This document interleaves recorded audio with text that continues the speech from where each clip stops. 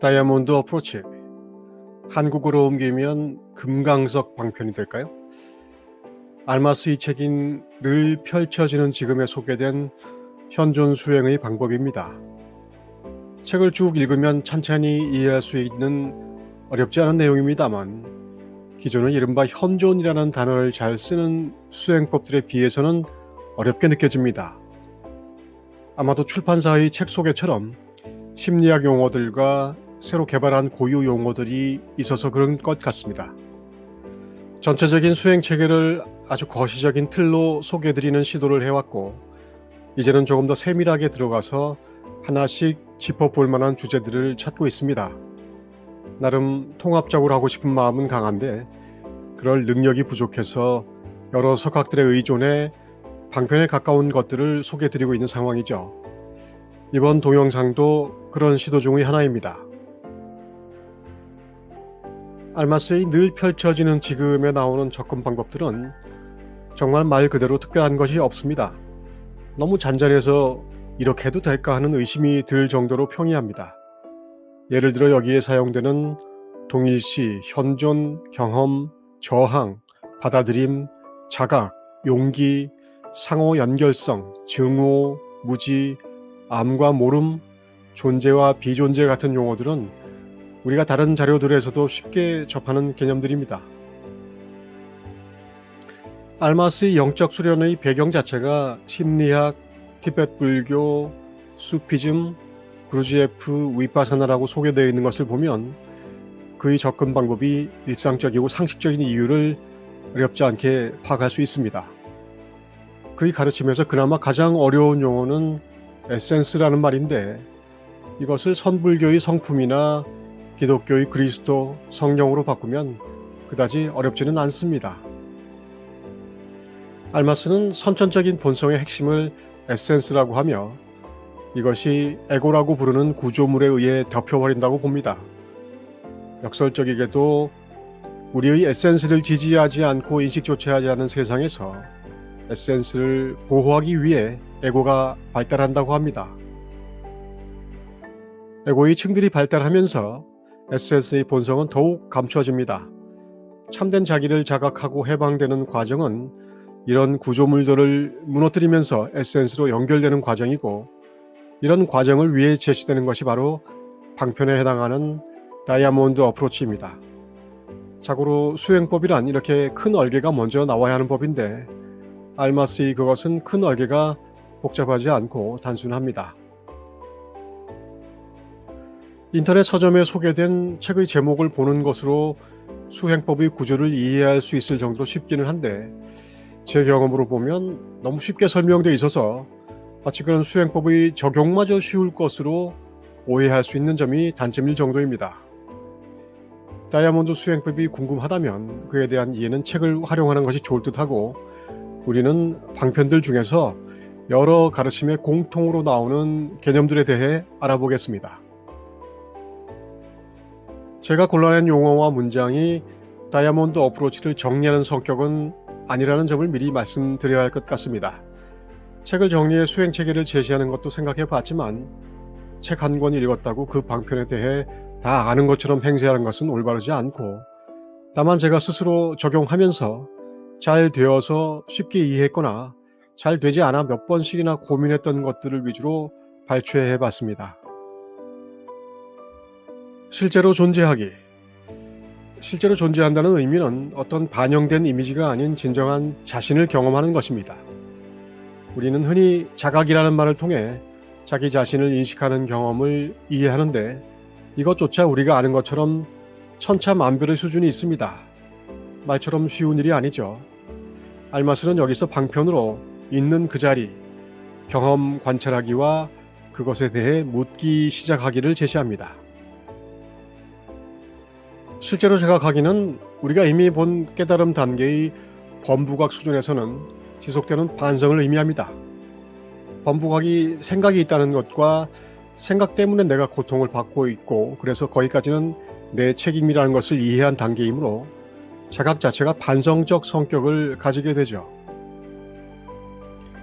알마스가 말하는 자기의 본성대로 존재하는 참 의미는 이것보다는 조금 더 높은 수준, 상세각이나 수분각에서는 자기 본성에 대한 이해에 해당합니다. 이런 수준의 차이를 이해하는 것은 중요합니다. 초점을 높이거나 낮출 수 있는 것은 물론이고 자신의 현재 상태나 행위에 대해 그 성격을 모르면 너무 막연한 수행이 돼버리기 때문입니다. 아무것도 하지 말라. 알마스는 경험에서 손을 떼고 애씀을 멈추는 방편을 제시합니다. 마음이 내면의 경험을 조작하려는 것을 하지 않고 있는 그대로 놓아두면 자연스럽게 자각된다는 것이죠. 있는 그대로 받아들인다는 것은 아주 기본적인 수행 방편입니다. 좋고 싫고 하는 선택이 없고 그저 내 맡김을 통해 일어나는 대로 받아들이는 것입니다. 그런데 이건 쉬운 수행이 아니죠. 나눌 수 없는 것이 참본성이라서 드러나면 하나의 과정이고 수행이라는 것이 깨어있고 현존하는 것이라고 하지만 있는 그대로 받아들인다는 것, 애씀을 멈춘다는 것은 상당한 고통이 수반되는 도전입니다. 그리고 당연하게도 쉴 새 없이 실패하고 다시 마음 먹고 도전하고 부딪히고 깨지고 반복해야 겨우 어느 정도 흡족한 수준에 이릅니다. 이것조차 에고가 완전히 사라지기 전까지는 그치지 않습니다. 그래서 평이한 용어 문장으로 이렇게 서술해 놓은 것을 보고 고요하게 있으면서 받아들이면 되는구나 하고 생각하는 것은 상황을 간과하는 것이기 쉽습니다. 물론 알마스도 말합니다. 현존은 나눠질 수 없고 일어나는 일은 나와 분리되어 있지 않다. 저항하지 않을 때 본성으로 존재한다. 진실로 존재함은 일종의 죽음과 같다. 수행의 측면에서 죽음이라는 단어는 평화롭게 보이지는 않습니다. 자신을 향해 열기, 자기 방어 포기, 자기 주장 철회라는 익숙한 수행 원리들이 여기도 나옵니다. 방어는 환상일 뿐이다. 그것은 실제로 존재하기에 대한 방어이다. 그렇습니다. 우리는 아무것도 방어할 수 없습니다. 방어한다는 생각을 만들어낼 수 있을 뿐입니다. 그런데 그런 생각을 통해 뭔가에 방어할 때마다 저항에 따르는 의식은 둔해집니다. 그 반대는 뭘까요? 방어를 내려놓으면 상처받기 쉬운 상태의 느낌이지만 그것이 실제로 존재하기이다 라고 알마스는 말합니다. 카발라에도 나오는 능동성은 바로 방어를 내려놓는 것입니다. 카발라의 반응성은 나를 보호하기 위해 즉각적으로 방어하는 에고의 체제를 가리킵니다. 반응성을 내려놓기가 바로 상처받기 쉬운 상태를 받아들이는 겁니다. 이건 역시 말은 쉽지만 적용하기는 결코 쉽지 않습니다. 알마스는 경험의 두 구성 요소라는 개념을 제시하는데 제 경험으로는 이 개념을 적용하는 것이 좀 힘들었습니다. 그렇죠. 자각도 힘든데 자각 내용을 분류하는 거라니 무슨 난해한 작업일까요? 어쨌든 개념적으로 주요 구성 요소는 개인적인 경험 안에서 일어나는 중심 사건이고 부차적 구성 요소는 중심 사건에 대한 반응과 응답입니다. 쉽게 말해 뭔가 찡 하는 것이 중심 사건이고 그것에 대한 생각과 감정이 부차적 구성 요소입니다. 가능하면 부차적인 것에 끌려다녀서는 안 된다는 것이죠. 물론 모두 자각의 대상입니다. 알마스는 이런 경험의 단계를 세 개의 수준으로 분류합니다. 우리는 이미 대승기신론의 5위를 깨달음 단계로 상정한 바 있어서 이 부분은 서로 비교해보는 것이 좋을 것 같습니다. 우선 1단계입니다. 1단계는 현존의 발견을 향해 깊어가는 자각과 탐구 수준입니다. 여기서는 감각, 감정, 생각이 경험과 탐구의 대상입니다. 전형적인 범부각 수준의 공부에 해당합니다. 열심히 자각하는 것이죠. 2단계는 경험의 중심에서 끊임없이 현존을 드러내는 단계입니다. 말이 좀 어렵습니다만 책을 통독하면 충분히 이해할 수 있고 이렇게 발췌한 상태로 보니까 어렵게 느껴집니다. 하지만 상사각 수준의 생각과 본질로 모든 것을 뒤엎을 수 있는 상태에서는 경험의 중심에 대한 충분한 이해가 생깁니다. 수분각 수준에서 성품을 경험하는 것이 바로 현존이 드러난 상태라고 할 수 있습니다. 그리고 3단계는 자발적으로 펼쳐지는 현존 자체가 모든 경험이 일어나는 장임을 인식하는 상태입니다. 이 지점은 스스로 몸과의 동일시를 벗어나 의식을 누리는 상태라고 할 수 있습니다. 알마스의 이 표현도 꽤 추상적이어서 어렵고 저희 표현도 그렇습니다.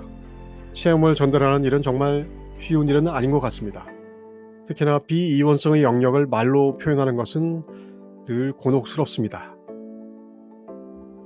장애물 다루기. 수행에서 가장 요긴한 것이 바로 마음에 걸리는 것들을 처리하는 방법이죠. 알마스의 장애물은 무지, 욕망, 공격성입니다. 물론 불교의 탐진치와 같은 개념입니다. 그런데 1단계의 간단한 장애물들은 오히려 공격성의 힘을 이용해 물리치는 것도 나쁘지 않다고 합니다. 거친 생각이 들어오면 그냥 이렇게 말하는 거죠. 꺼져라. 됐다.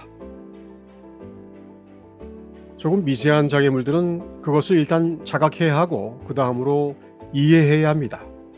그렇게 하면 용해된다는 것이 알마스가 제시하는 방편입니다. 자각하고 이해한다는 것은 각각의 의식 수준에서 그 대상과 내용이 차이가 있고 상황과 상태에 따라 많이 달라집니다. 자각과 이해는 따로 주제를 편성해도 될 정도의 중요한 이야기가 많은 영역이기도 합니다. 알마스의 3단계, 즉 비이원 수준에서는 슈퍼에고의 공격을 인식하는 것만으로 장애물들은 용해됩니다. 마치 두더지 잡기 게임에서 망치로 열심히 이곳저곳을 두들기던 것을 아예 철판을 올려놓는 상태가 되는 것이죠.